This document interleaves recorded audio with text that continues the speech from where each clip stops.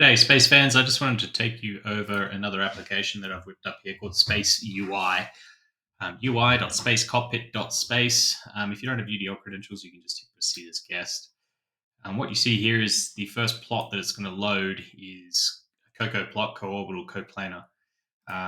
What this is doing is loading whatever dashboards, Space Fauna dashboards you want based on this JSON file. So you can construct your own kind of pages and unique sets of dashboards.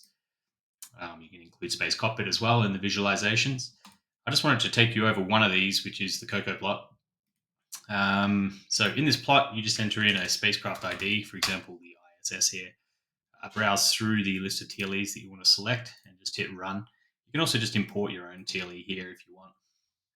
What this is going to do, see it's found 43 COCOs. So this is everyone who's coplanar and co-orbital with the ISS currently. You see a bunch of debris and other things. So in this plot, we give the time until closest approach, the timestamp of the TOCA, point of closest approach in kilometers, and the relative orbital values here, inclination, semi-major axis, RAN, and so on. We also do a plot of the distances, and we do a bit of a spider graph here as well to show the different, how the orbits are different across those 4 dimensions. Below this is a trick plot. So in here, we can now analyze the relative orbits between a few of these different satellites. So let's just pick one.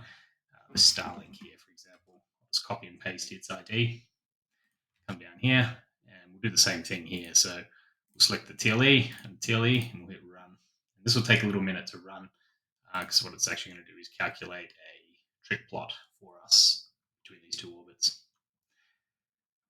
While that's loading, I'll just show you a bit more about here how this works. So these dashboards are defined by a JSON schema. Here you can see the COCO plot has 2 panels.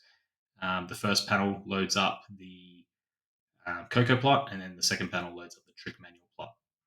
The width is 12. A full width or full screen is 12. So you can divide that. If you want a half screen, it'll be 6.